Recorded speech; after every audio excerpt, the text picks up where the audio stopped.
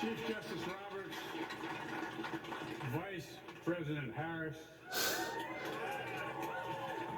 Speaker Pelosi, Leader Schumer, Leader McConnell, Vice President Pence, and my distinguished guests, my fellow Americans. This is America's day. This is democracy's day. A day of history and hope, of renewal and resolve. Through a crucible for the ages, America has been tested anew, and America has risen to the challenge. Today, we celebrate the triumph not of a candidate, but of a cause, the cause of democracy. The people, the will of the people has been heard, and the will of the people has been heeded. We've learned again that democracy is precious, democracy is fragile, and at this hour, my friends, democracy has prevailed. So now, on this hallowed ground where just a few days ago, violence sought to shake the Capitol's very foundation, we come together as one nation, under God, indivisible, to carry out the peaceful transfer of power as we have for more than 2 centuries. As we look ahead in our uniquely American way, restless, bold, optimistic, and set our sights on the nation we know we can be and we must be. I thank my predecessors of both parties for their presence here today. I thank them from the bottom of my heart. And I know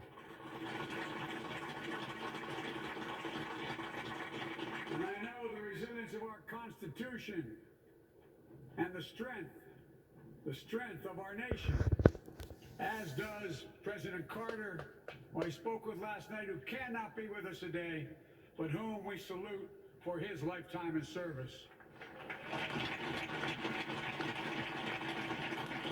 I've just taken the sacred oath each of those patriots have taken. The oath first sworn by George Washington. But the American story depends not on any one of us, not on some of us, but on all of us, on we the people who seek a more perfect union. This is a great nation. We're good people. And over the centuries, through storm and strife, in peace and in war, we've come so far, but we still have far to go. We'll press forward with speed and urgency, for we have much to do in this winter of peril and significant possibilities. Much to repair, much to restore, much to heal, much to build, and much to gain. Few people in our nation's history have been more challenged or found a time more challenging or difficult than the time we're in now. Once in a century virus that silently stalks the country has taken as many lives in 1 year as America lost in all of World War II. Millions of jobs have been lost. Hundreds of thousands of businesses closed. A cry for racial justice, some 400 years in the making, moves us. The dream of justice for all will be deferred no longer. The cry for survival comes from the planet itself. A cry that can't be any more desperate or any more clear. And now, a rise of political extremism, white supremacy, domestic terrorism, that we must confront and we will defeat.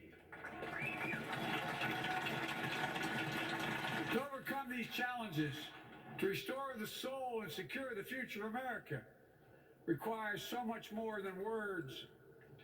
It requires the most elusive of all things in a democracy: unity. Unity. In another January, on New Year's Day in 1863, Abraham Lincoln signed the Emancipation Proclamation. When he put pen to paper, the president said, and I quote, If my name ever goes down into history, it'll be for this act, and my whole soul is in it. My whole soul is in it. Today, on this January day, my whole soul is in this. Bringing America together, uniting our people, uniting our nation. And I ask every American to join me in this cause.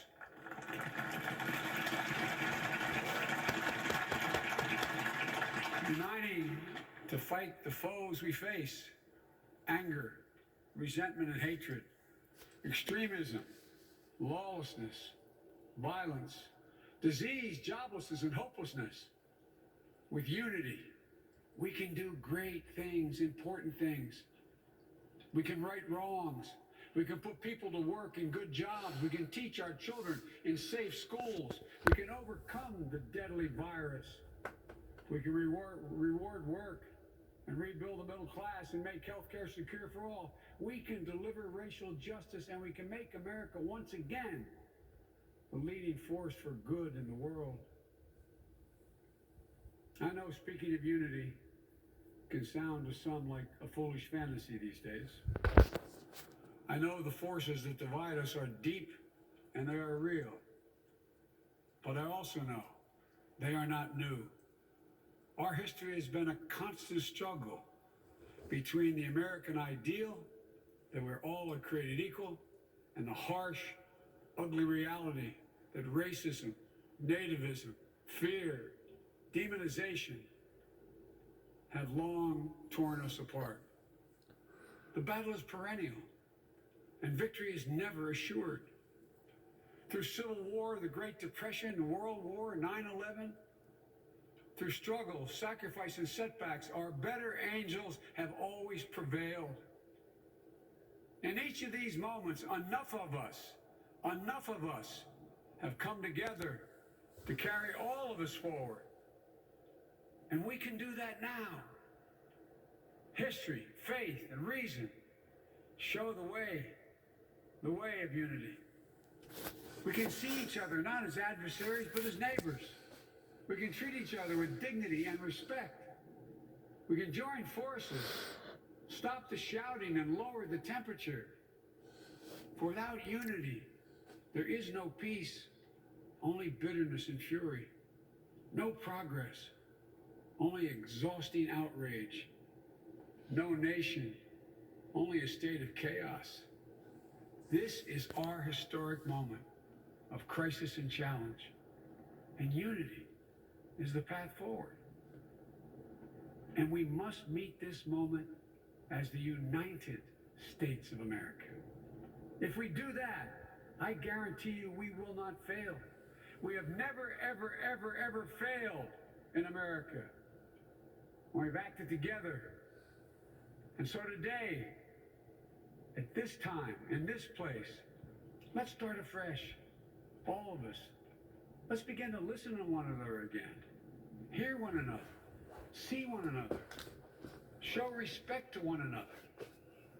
Politics doesn't have to be a raging fire, destroying everything in its path. Every disagreement doesn't have to be a cause for total war. And we must reject the culture in which facts themselves are manipulated and even manufactured.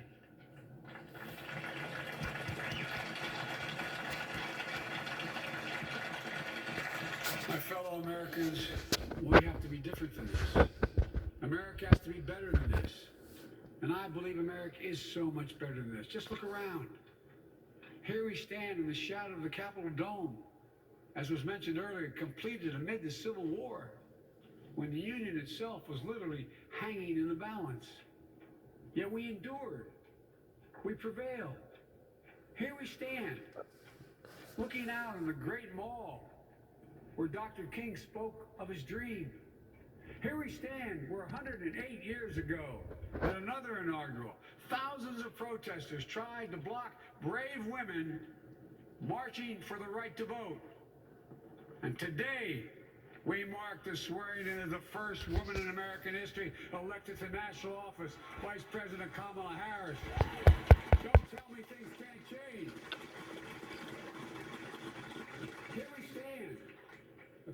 Nakatomi from Arlington Cemetery, where heroes who gave the last full measure of devotion rest in eternal peace.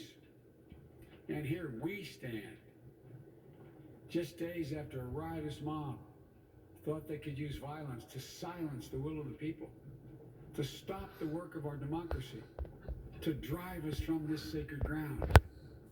It did not happen. It will never happen.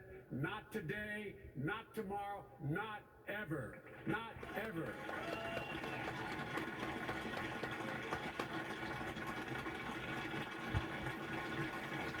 To all those who supported our campaign, I'm humbled by the faith you've placed in us. To all those who did not support us, let me say this. Hear me out as we move forward. Take a measure of me and my heart. If you still disagree, so be it. That's democracy. That's America. The right to dissent peaceably within the guardrails of our republic is perhaps this nation's greatest strength. Yet hear me clearly. Disagreement must not lead to disunion. And I pledge this to you. I will be a president for all Americans. All Americans. And I promise you, I will fight as hard for those who did not support me as for those who did.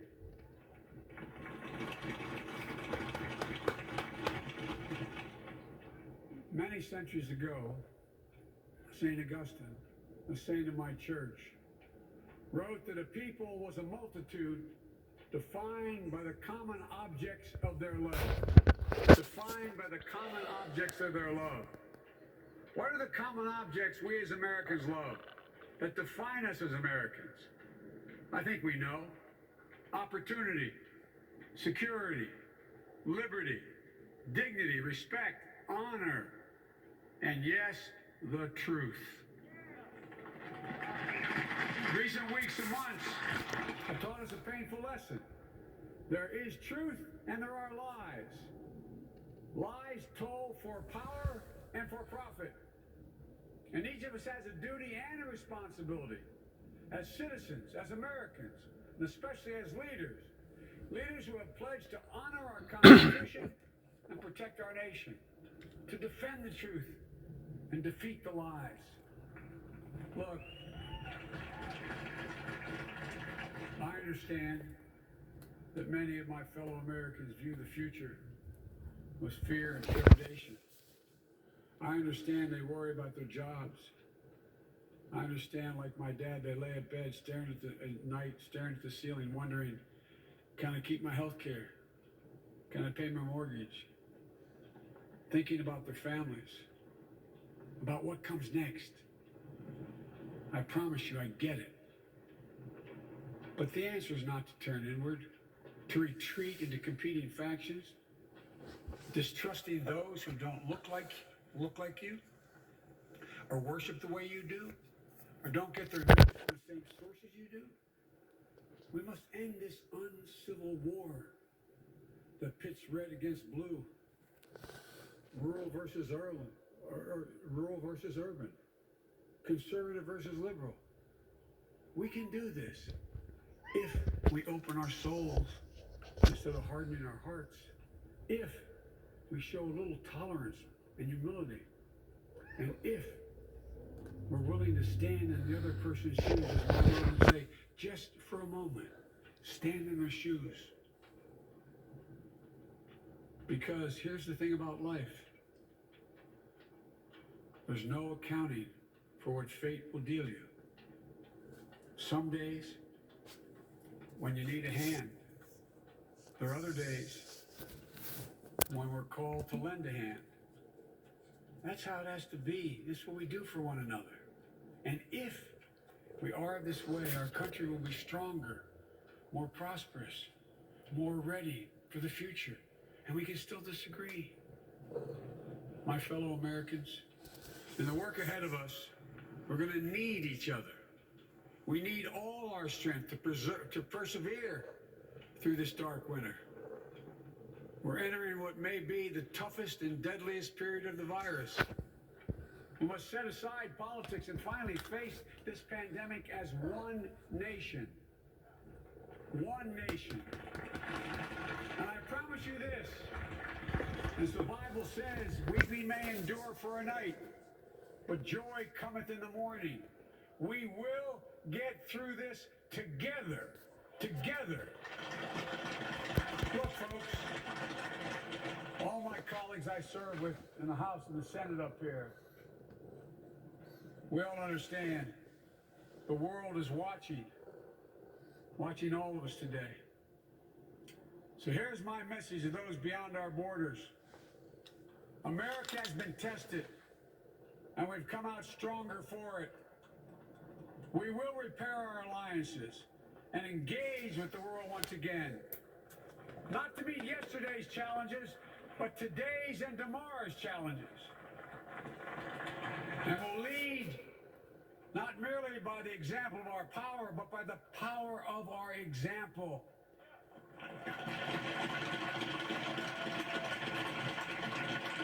We'll be a strong and trusted partner for peace, progress, and security. Look, you all know we've been through so much in this nation. And my first act as president, I'd like to ask you to join me in a moment of silent prayer. Remember all those who we lost this past year to the pandemic. Those 400,000 fellow Americans, moms, dads, husbands, wives, sons, daughters, friends, neighbors, and co-workers. We'll honor them by becoming the people and the nation we know we can and should be. So I ask you, let's say a silent prayer for those who've lost their lives and those left behind, and for our country.